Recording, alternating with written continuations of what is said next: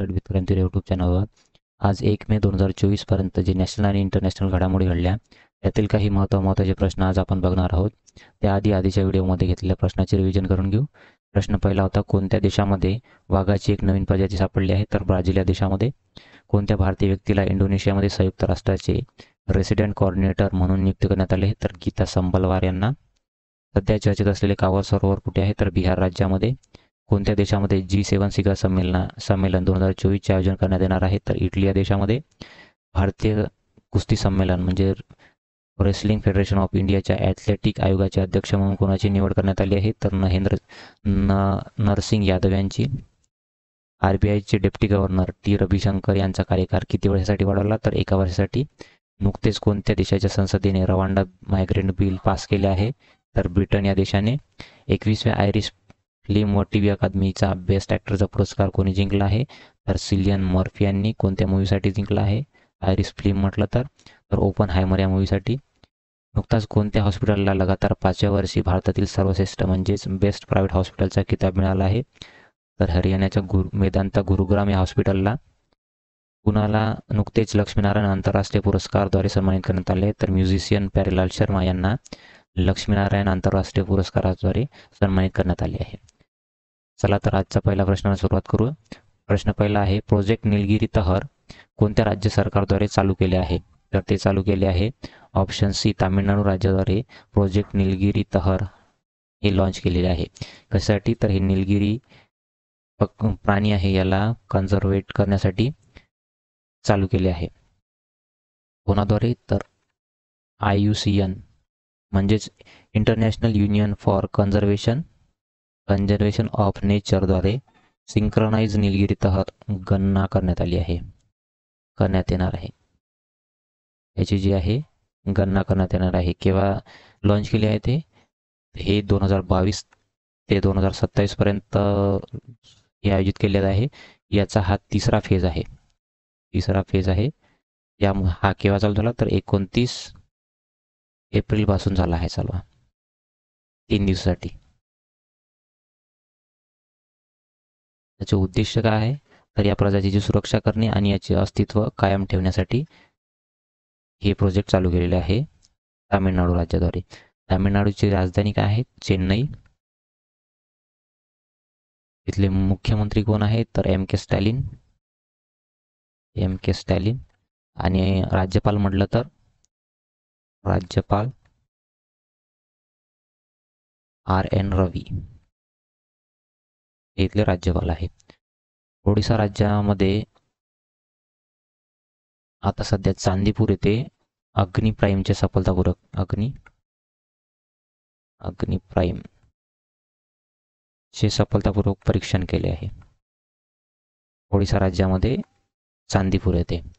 हरियाणा राज्यामध्ये काय चालू केले आहे? तर धान्य ATM, ग्रेन ATM चालू करणारे हे भारतातील पहिले राज्य आहे. सोबतच हायड्रोजनवर चालणारी ट्रेन चालू करणारे राज्य सुद्धा हरियाणाच आहे. बिहारमध्ये भारतातील पहिली जाती आधारित गणना करण्यात आली होती, जनगणना. ते बिहार राज्यामध्येच केली. जनगणना जाती आधारित, कास्ट आधारित जनगणना. आणि तामिळनाडू आणखी एक यासाठी होता की खेलो इंडिया यूथ गेमचे आयोजन हे 6व्या क्रमांकाचे होते. ते तामिळनाडूमध्येच आयोजित करण्यात आले होते. आणि याच्यामध्ये टॉप कोणी केला आहे? तर टॉप आपल्या महाराष्ट्राने केला आहे. Khelo India youth game. समोरचा प्रश्न आहे, नुकतेच आयर्लंडचे सर्वात युवा प्रधानमंत्री कोण बनले आहे? तर ते बनले आहे ऑप्शन A, सायमन हॅरिस हे आयर्लंडचे सर्वात युवा प्रधानमंत्री बनले आहे. किती वर्षाचे आहे ते? तर 37 वर्षाचे आहे. हे सर्वात युवा प्रधानमंत्री बनले आहे. कुठले? तर आयर्लंडचे. शेख हसीना हे कुठले आहे? तर हे आहे बांगलादेशच्या PM आहे. हे लगातार 5व्या वेळेस PM बनले आहेत तिथल्या बांगलादेशच्या. गब्रियल अटल हे फ्रान्सचे सर्वात युवा प्रधानमंत्री आहे. युवा PM. आणि प्रबो योबी सुबियानो हे कुठले बनले आहे, तर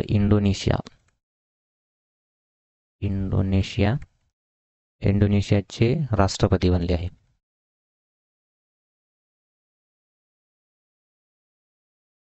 आयर्लंडची राजधानी काय आहे, तर डब्लिन. आणि चलन काय आहे, चलन आहे युरो. हे चलन आहे. आणि प्रधानमंत्री कोण आहे, सायमन हॅरिस. समोरचा प्रश्न आहे प्रश्न क्रमांक 3. 2024चा ग्लोबल मीडिया अवॉर्ड कोणी जिंकला आहे, तर तो जिंकला आहे ऑप्शन बी, सना या न्यूज अँकरने जिंकला आहे. हे एक AI न्यूज अँकर आहे. कोणत्या न्यूज अँकर आहे, कुठल्या चॅनलवरती हे न्यूज दिले जाते, तर इंडिया टुडे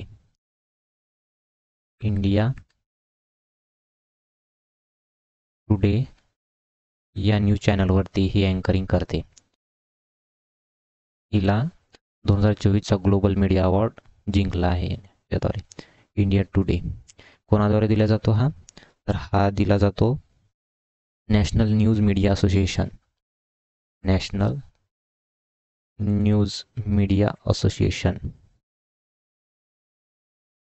इंटरनॅशनल इम्मा, हे तेच आहे इम्मा, इंटरनॅशनल न्यूज मीडिया असोसिएशनद्वारे हा पुरस्कार दिला जातो.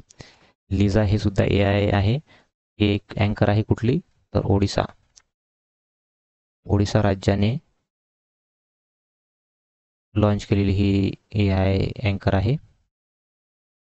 ओडिसा न्यूज अँकर.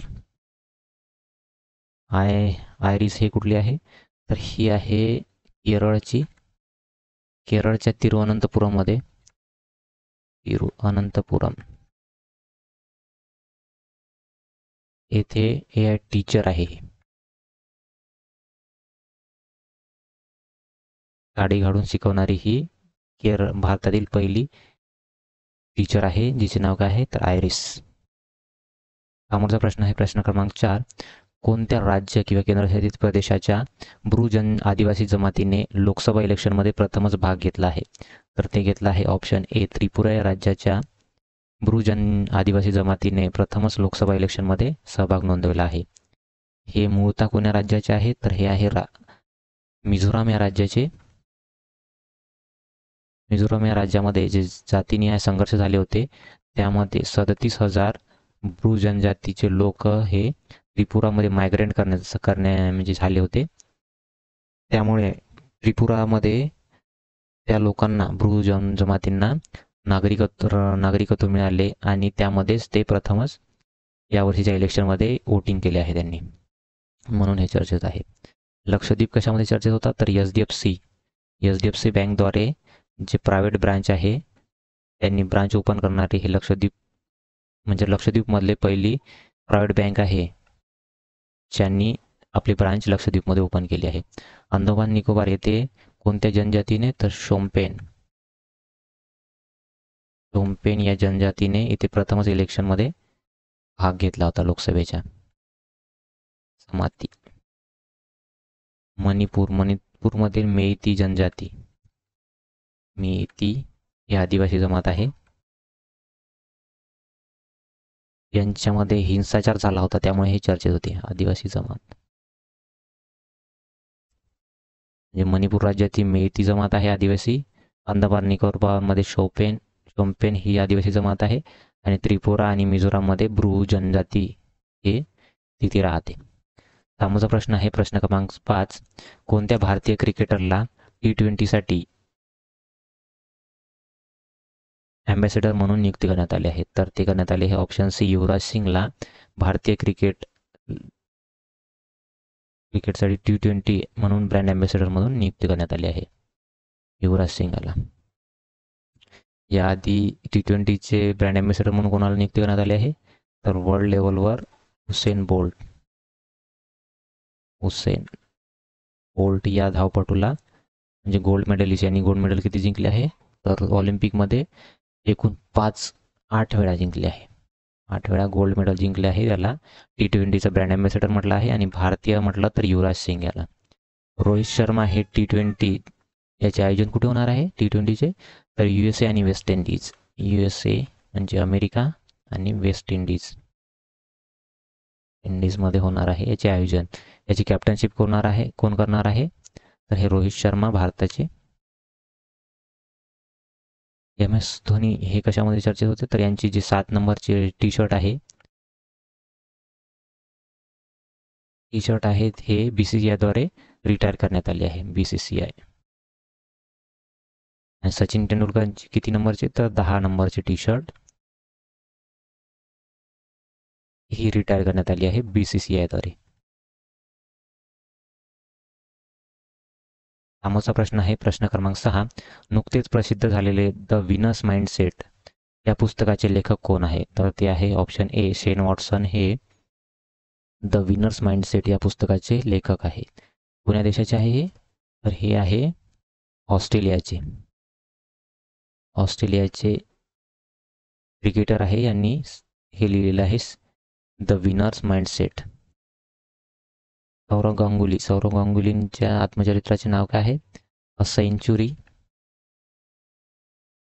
इज नॉट इनफ हे यांचे आत्मचरित्र आहे. राहुल द्रविड यांच्या आत्मचरित्राचे नाव काय आहे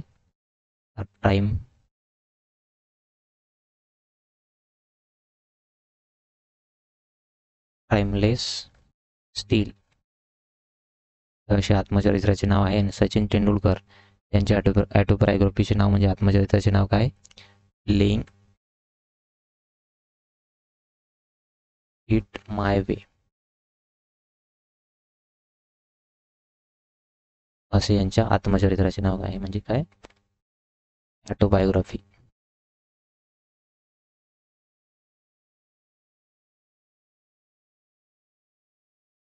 तिन्ही पण आहे.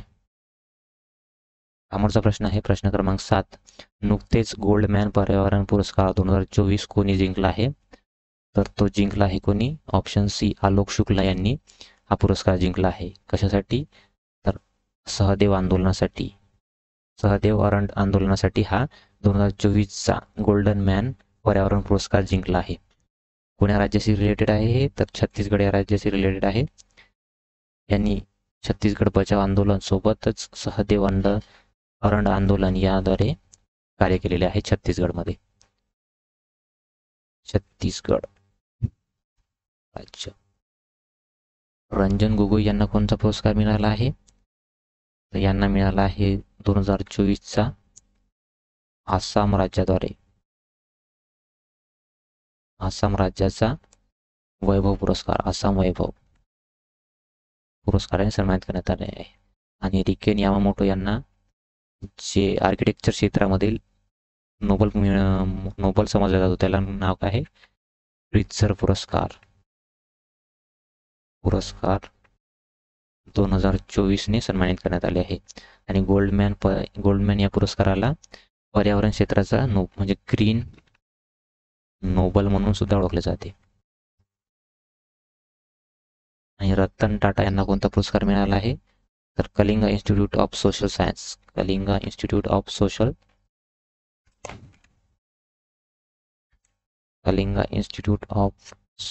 सायन्स यांच्याद्वारे मानवतावादी पुरस्कार हा रतन टाटा यांना देण्यात आला आहे.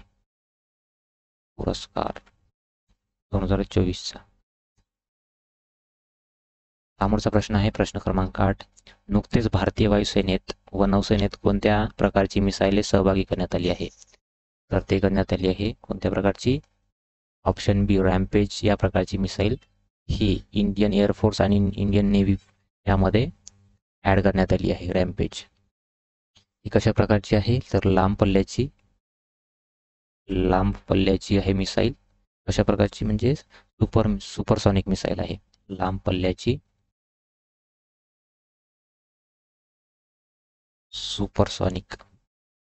सुपरसॉनिक मिसाईल आहे. ही कशा प्रकारे मारा करते तर एअर टू सरफेस म्हणजे हवेतून जमिनीवर मारा करणारी ही मिसाईल आहे. याची रेंज किती आहे तर 250 किलोमीटरपर्यंत ही मारा करू शकते.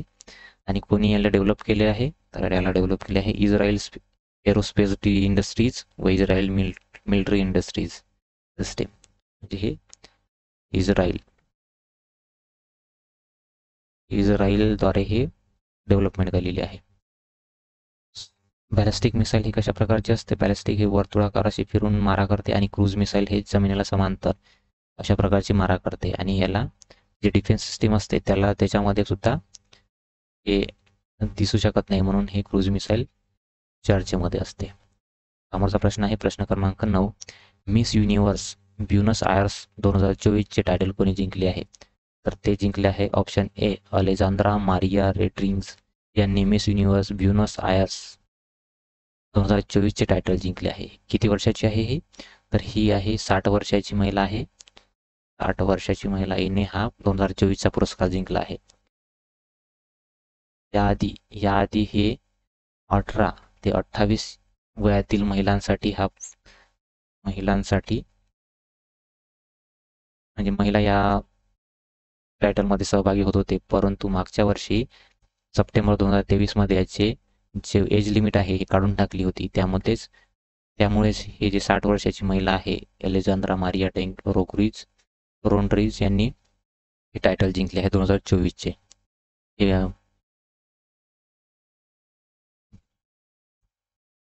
ऑप्शनमध्ये व्यक्तींचा उल्लेख आला आहे, त्यांनी कोणकोणते टायटल जिंकले ते पाहू.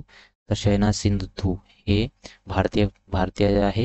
याने 2021चे मिस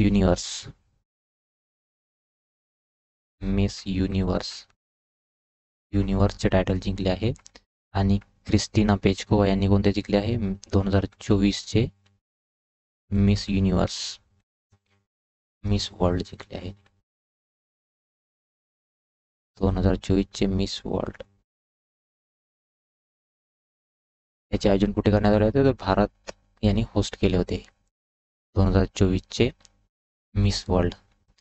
सेनिस पेलियोसिस यांनी कोणते पुरस्कार जिंकला आहे? तर 2023चा मिस युनिव्हर्स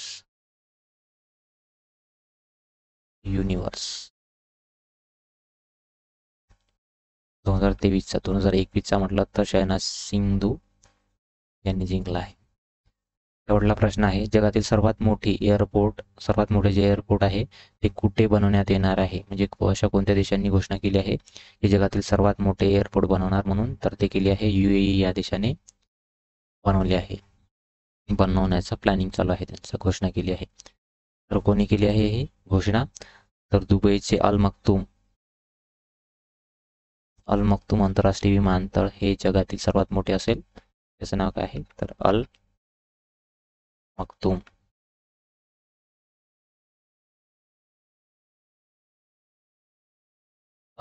विमानतळ असे त्या विमानतळाचे नाव आहे. आणि घोषणा कोणी केली? तर तिथले कोण आहे? PM शेख मोहम्मद बिन राशिद अल मक्तूम यांनी ही घोषणा केली आहे.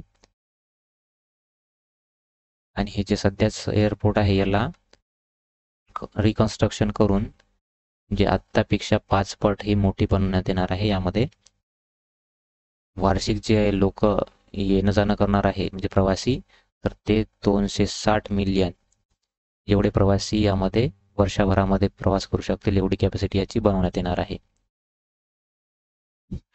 चीनमध्ये काय सध्या कशामुळे चर्चेत आहे? तर चीनद्वारे स्पेस क्राफ्ट आहे त्यांचे, त्याचं नाव काय? शेनझोऊ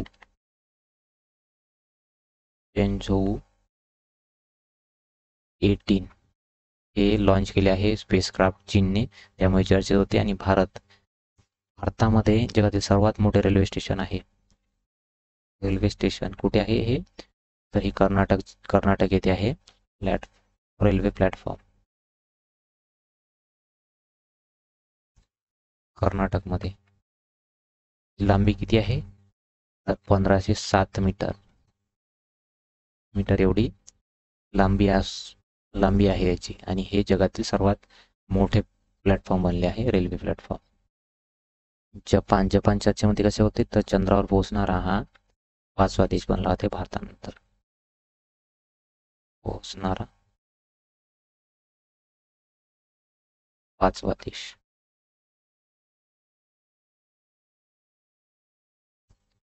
आधीच्या व्हिडिओमध्ये विचारलेला प्रश्न होता आर्टेमिस करारमध्ये सहभागी होणारा 39वा देश कोणता बनला आहे? तर तो बनला आहे ऑप्शन सी, स्लोव्हेनिया हा आर्टेमिस करारमध्ये सहभागी होणारा 39वा देश बनला आहे. आणि हा प्रश्न होमवर्कसाठी आहे. या प्रश्नाचे उत्तर कमेंट बॉक्समध्ये द्या. भारतातील सर्वात हलके बुलेट प्रूफ जॅकेट कोणी विकसित केले आहे? Thanks for watching. व्हिडिओ आवडल्यास व्हिडिओला लाईक करा, चॅनलवर नवीन असाल तर चॅनलला सबस्क्राईब करा आणि व्हिडिओ आपल्या मित्राला शेअर करा. धन्यवाद.